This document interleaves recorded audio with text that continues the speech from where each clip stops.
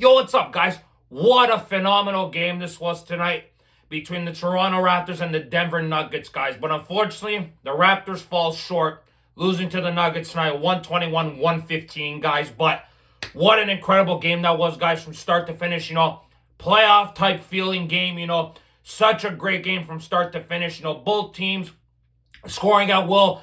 Both teams playing some good defense at times in this game. Obviously, there were some defensive lapses on both sides, guys. But offensively, these two teams tonight were absolutely spectacular tonight. Denver's obviously the highest scoring team in the NBA, guys, averaging over 120 points per game. They're first in field goal percentage from behind the arc, shooting nearly 40% from three, guys. You knew this was going to be a very difficult game for the Toronto Raptors. But, coming off a very impressive win against Detroit, of course, guys, Raptors obviously had a big test tonight, going up against guys like Jokic and Murray, of course, tonight, guys. Then you obviously didn't expect it, but you had jackasses like Tim Hardaway Jr.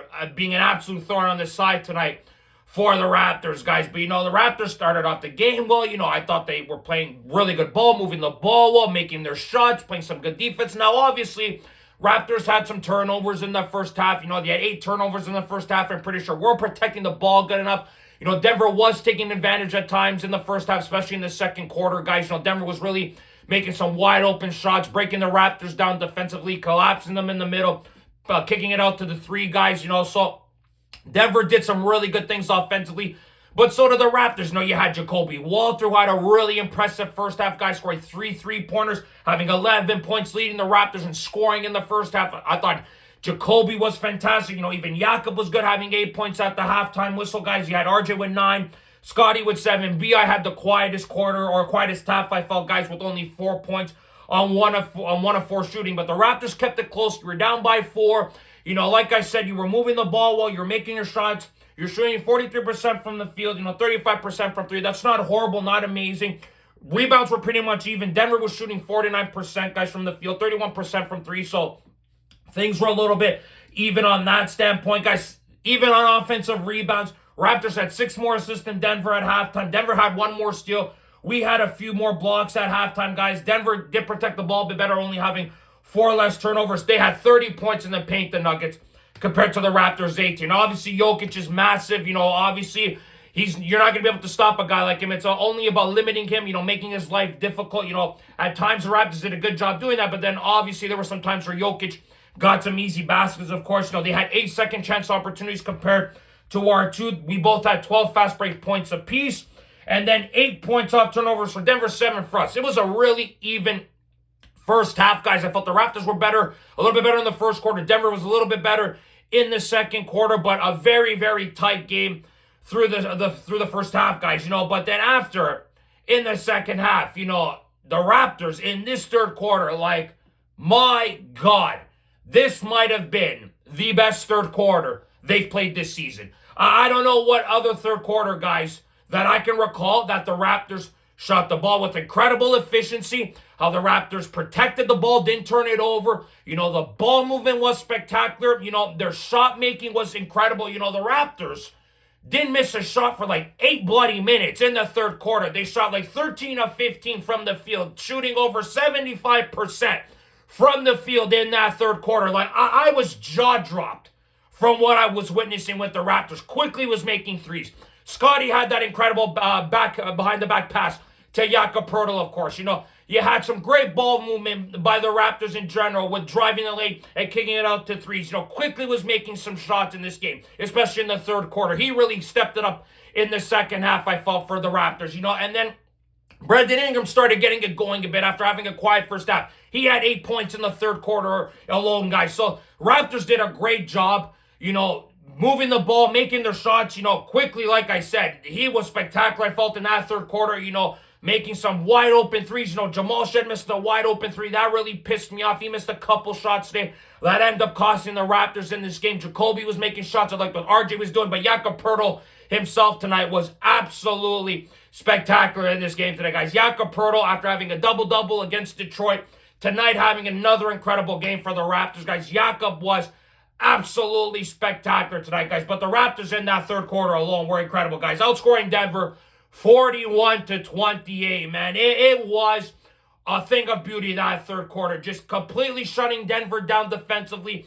Raptors making all their shots offensively, moving the ball beautifully, not turning it over. Like I said, it was probably one of the most perfect third quarters that the Raptors had this season, if not the most perfect third quarter they've had in, if not a very long time, because they were just firing on all bloody cylinders, especially the starters, man. It was fantastic. They had 31 points to starters out of the 41 in that third quarter, guys. They did some great things, but then unfortunately, in the fourth quarter, when Denver sits down Jokic, I'm thinking to myself, okay, this is where you have to take advantage when Denver doesn't have Jokic in the lineup. But unfortunately, Canadian Jamal Murray, he's decided, you know what, I didn't do anything in the first half. I'm going to step it up in the second. Jamal Murray had 9 points in the bloody first half. He finishes off the game with 30 bloody 1, man, on 10 of 18 shooting, man. Like Jamal Murray, first-time All-Star this year, he showed his repertoire in every facet today. Mid-range, driving to the lane, his three-pointer had that deep three, and I said to myself, no way you're making that. And he made it. I was like, okay, this guy is in for a heater. And not only was Jamal Murray in for a heater, this bloody bastard, Tim Hardaway Jr., my God, 23 points, 8 of 16 from the field, 7 of 10 from behind the arc, and this is what killed the Raptors tonight in this game tonight, guys. Hardaway made some open threes. Raptors defensively had some lapses, had some lapses offensively, of course, in the first half, guys, But man, oh man, the Raptors gave up 2 offensive rebounds that got to Hardaway, made those three-pointers, and oh my God, I was so bloody angry watching him doing his little bullshit threes. I'm telling you, man, the Raptors could not contain him. You had even former Raptor Bruce Brown making corner threes as well. I'm thinking to myself, this is the worst case scenario. You're giving breakdowns and open threes to those guys. And I just said to myself, if they don't shore that shit up, they were going to lose this game. Unfortunately, those open threes that they gave up cost them. Jacoby Walter had an open layup in the fourth quarter, he missed. RJ had an open floater, he missed. Jamal Shadd had an open three, he missed, guys. So right there, if you think about it, right there, that accounts for 7 bloody points. If Jamal Shadd makes that one open three, RJ and Jacoby make those open shots. RJ with that little floater, Jacoby with that open layup. Raptors win this game possibly by 1 point or not, guys. But listen, at the end of the day, the Raptors, they battled valiantly. At the end of the day, Denver has the firepower. They've won a championship, with this core group of guys, with guys like obviously Jokic and Murray, obviously Gordon and Brown, of course, and Christian Brown, and obviously Bruce Brown, of course. So you knew Denver, when it gets down to the stretch, game is tight. You just know that they got the dogs that know how to get the job done. I'm not saying the Raptors don't, but they don't have as much experience as guys like Jokic and Murray, of course, guys. Jamal Murray was incredible down the stretch. Jokic made some vital free throws at the end of the game there, guys. You had Hardaway making those threes. This was a very, very good learning experience for the Toronto Raptors, guys. This was a fantastic game from start to finish for them. But at the end of the day, guys, Denver just had a little bit more at the end there. You had Gordon, who finishes off with 16. Jokic at 22, 8 and 9. He wasn't even amazing tonight, Jokic. The Raptors, I thought they did some good things containing him tonight. But like I said, Jamal was incredible tonight with 31, 5, and 6. You had Brown, who only had 11. Hardaway had 23, guys. And then Bruce Brown had 12, guys. And then that was it for Denver scoring-wise, Other than Hardaway and Brown, you had Jones had 17 minutes, but 0 points. And Tyus Jones played 3 minutes. Only Hardaway and Brown, off their bench, scored for them tonight, guys. Having 35 points off the bench tonight. It really unfortunate. Then you had the Raptors bench. Mamu only had 4. Jameson Battle only had 3. Jamal Shadd only had 4. And Jacoby had 14, guys. So, yeah, those two combined for 35.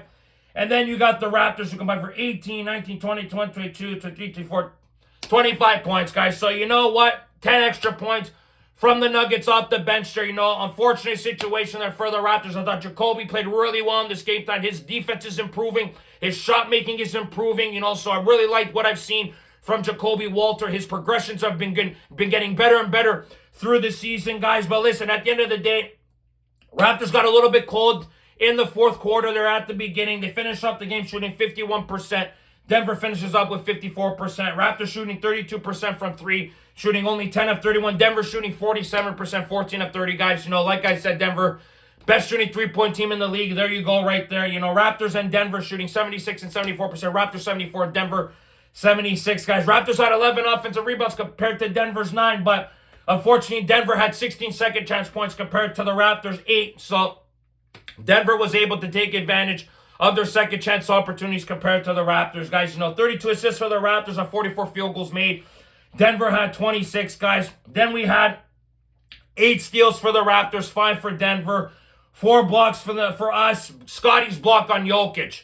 What a block by him. Jacoby had that great block as well in the second quarter. Then he pushed it up the court, made that three-pointer, that corner three. Really loved what I saw there from the Raptors in this game, guys. They hustled. I'm going to give them a lot of credit in this game. Denver's just a great team, guys, and they found some ways to find a way to win this ball game. Raptors did a great job as well in the second half. Only turning the ball over twice in the second half. 8 times in the first half, only 2 in the second. Man, really good job by the Raptors. 50 points in the paint compared to Denver's 52, guys.